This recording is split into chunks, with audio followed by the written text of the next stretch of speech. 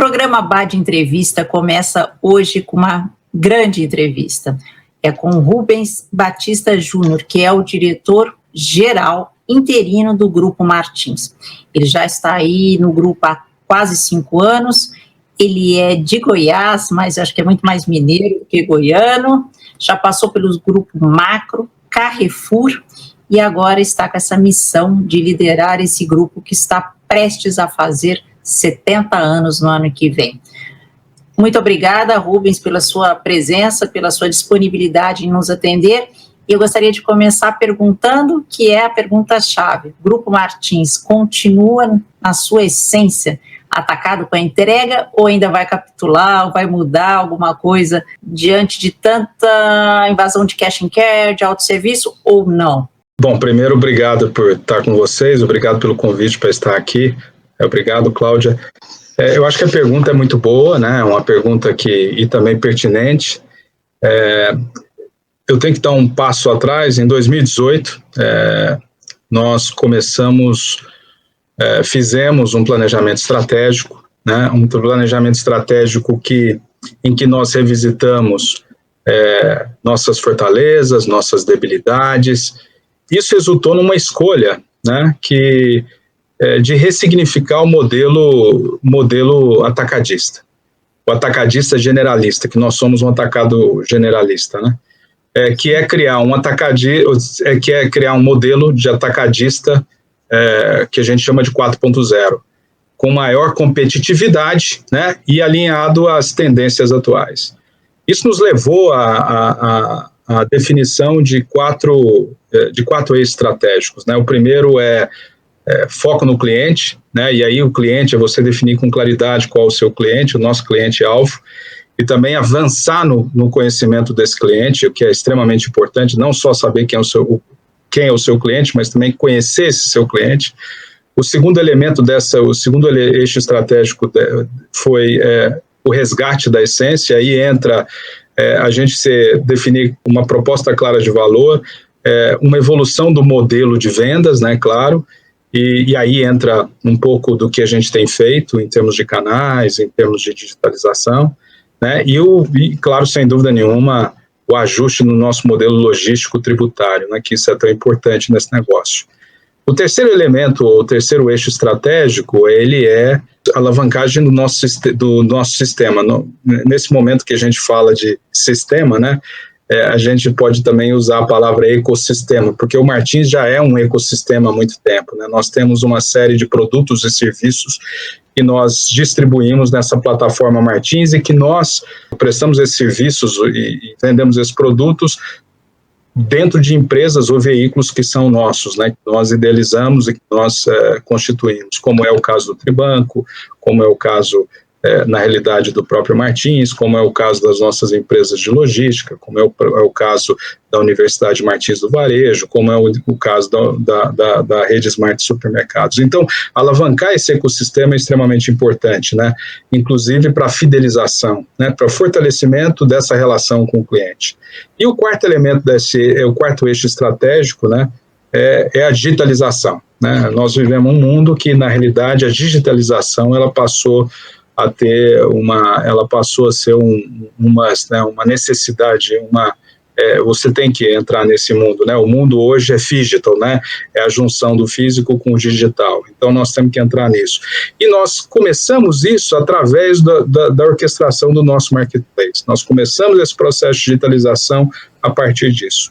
Então, se eu pudesse resumir o que o Martins, hoje, como ele se vê, nós nos definimos hoje como uma plataforma nacional, isso é importante, né? Nós somos um operador nacional, então somos uma plataforma nacional que conecta múltiplos fornecedores ao pequeno varejo e cujo destino nosso é nos tornarmos uma empresa muito mais similar a uma empresa de tecnologia e inteligência que também distribui produtos e serviços, né? Então é assim que a gente se define hoje. Há quase 10 anos nós fizemos na capa da revista Distribuição uma matéria muito grande, não sei, essa revista deve estar aí, não sei se você já teve a oportunidade de ver, sobre o Grupo Martins, era os 60 anos do grupo. E seu Alair fala de um lema. Eu fui revisitar essa matéria, ele fala cultivando o bem de servir, que é o lema dele. Continua esse lema? O grupo? Sem dúvida nenhuma, porque isso está incorporado, né, no DNA do Martins. Isso já é uma coisa incorporada ao nosso DNA. Mas, atualmente, nós temos outra frase, também do senhor Alair, que nos norteia nesse momento que nós estamos vivendo. Não há nada tão bom que não possa ser melhorado. Por que isso, né? Por que essa frase ela adquiriu relevância, né? Para nós, no momento que nós vivemos hoje? Ela está em linha com esse momento, que é um momento em que nós temos dificuldade de identificar quem são os concorrentes e em que as organizações elas necessitam, em que as organizações necessitam ter mais apetite a risco e a experimentação, né? Então, nesse momento, esse lema ou essa frase, não há nada tão bom que não possa ser melhorado, é aquela que a gente está usando a todo momento, né? Então, mas sem dúvida nenhuma, a frase que você citou, que o lema de cultivando o bem servir, isso continua sendo, porque essa frase já está, de fato, reflete a visão que o senhor Alair tem em relação ao Martins e o papel do Martins na sociedade. Eu não posso deixar de perguntar para você, porque você está nesse cargo de direção, né, no leme do grupo, a morte do Flávio, né, precoce, 4 anos como CEO, anteriormente foi o Walter. Eu já entrevistei os dois, conheço bastante, conheci até o Flávio, o Walter e você agora também. Isso muda a gestão ou é uma gestão tão bem solidificada que não há mudanças? Primeiro, sem dúvida nenhuma, foi uma grande perda, né? O conjunto de habilidades, experiência, visão, capacidade de execução, e uma liderança com entusiasmo e uma liderança com calor humano, né? Vão fazer falta, sem dúvida nenhuma, né? Mas quanto à gestão, o Martins ele conta com um conjunto de processos bem definidos, sistemas robustos, pessoas muito bem preparadas e bem formadas, um ciclo de planejamento periódico bem definido e uma governança bem estabelecida, em que o conselho de administração, né, ele está bem próximo da diretoria executiva. Então, isso torna esse processo muito menos traumático, né? Então, assim, o que a gente pode dizer é que, claro, o Fafá, ele vai deixar saudade e faz falta, né?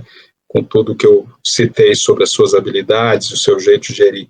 Mas, na realidade, o Martins, ele tem todo esse conjunto de gente, né, de pessoas, de processos, sistemas, ciclo de planejamento e também uma governança estabelecida que o torna resiliente para enfrentar situações como essa, né? E você precisa fazer uma sucessão meio sem planejamento, né? Rubens, falando em sucessão, o Martins foi, acho que, o pioneiro em colocar uma administração profissionalizada. Mas a família, né, o senhor Alair, né, eu sei, porque o pessoal sempre fala, continua, recebe vocês, fala com vocês. Como é que é esse relacionamento com o senhor Alair? Porque o senhor Alair é um mito dentro do setor do canal indireto, acho que dos empresários brasileiros, né? Ele é um homem muito arrojado, considerado e muito simpático explanar as ideias dele. Como que é esse relacionamento, o seu? Primeiro é um relacionamento de admiração, claro. A gente tem a oportunidade de interagir com ele e toda a interação a gente aprende muito e, claro, ele traz uma serenidade. É bem verdade que hoje ele passou o controle da empresa para os seus filhos, né, os direitos políticos, então o estabelecimento de um conselho de administração e tudo isso, né, e a razão para ter êxito nisso, eu acho que primeiro a gente tem que reconhecer, e eu acredito isso primeiramente, a crença e o compromisso da família, tanto do seu Alair, que ele e dos seus, hoje dos 3 filhos são controladores, né, na ordem de idade, o Renato, o Juscelino e o Martinzinho, e o Aleir Martins Júnior, né, todos os Martins, né, claro. Mas eu acho que aliado a isso, você tem também, contribui para esse êxito, escolherem membros do Conselho de Administração e os demais membros dos comitês que assessoram o Conselho, profissionais que trazem habilidades e experiências complementares e que também estão alinhadas com o momento da empresa. Tanto que vocês tiveram, segundo o ranking Abad Nielsen, vocês tiveram em 2020 um crescimento de 23,2%.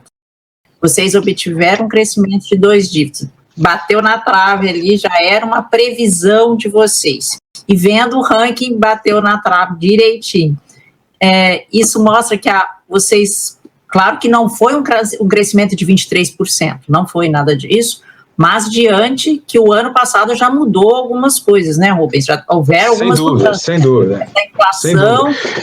Como é que você viu isso? Tá dentro? Então, eu acho que,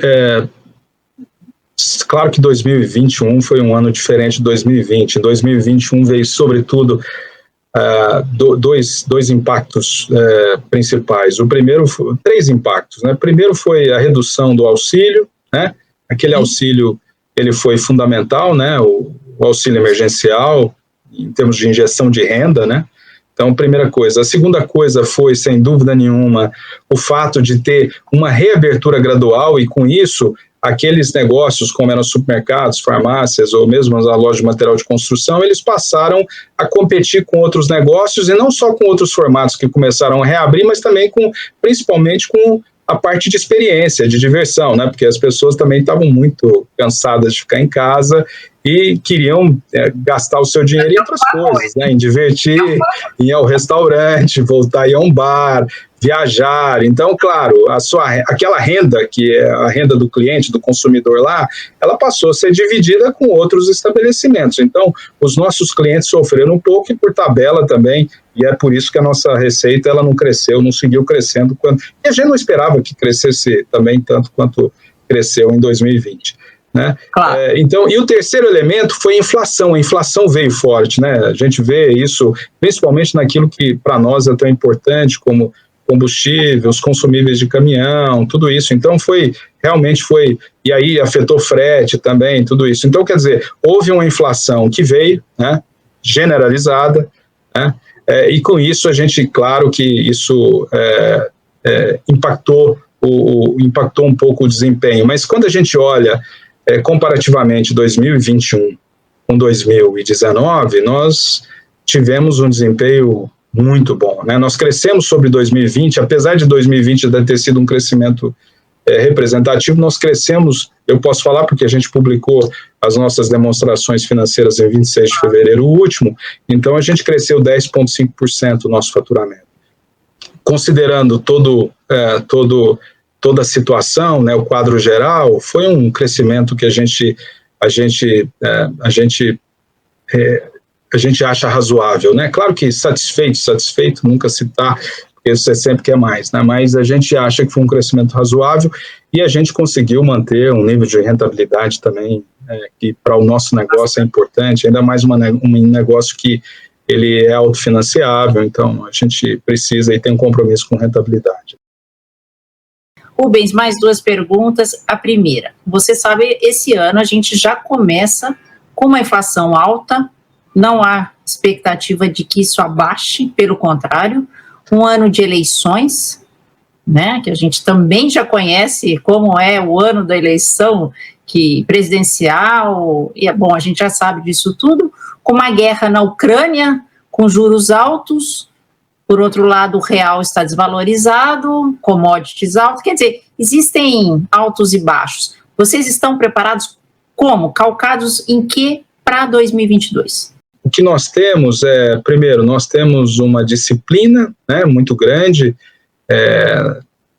em termos de planejamento, de execução do planejamento. Nós temos uma equipe que é uma equipe extremamente coesa e ao mesmo tempo também madura, e nós temos um conselho de administração presente Então, diante de tudo isso, diante de tudo isso, você ter planejamento, você ter gente, você ter assessoria, né, que aí o conselho nos presta isso, não só direção, assessoria, né, cobrança. Então, a gente acha que, a gente vê que, a despeito e independente das dificuldades, nós vamos, como o Martins, como você logo no início falou, uma empresa que caminha para os 70 anos, né? Então, a gente, sem dúvida nenhuma, a gente acredita que nós vamos passar por esse momento, por esse ano de 22, e não só passar, mas, na realidade, passar bem, né? Isso é a gente acredita nisso, sofrer o mínimo possível. É claro que a gente consegue passar por esse ano, e ao final, quando a gente chegar ao final desse ano, a gente se orgulhar do que nós conseguimos. Sim.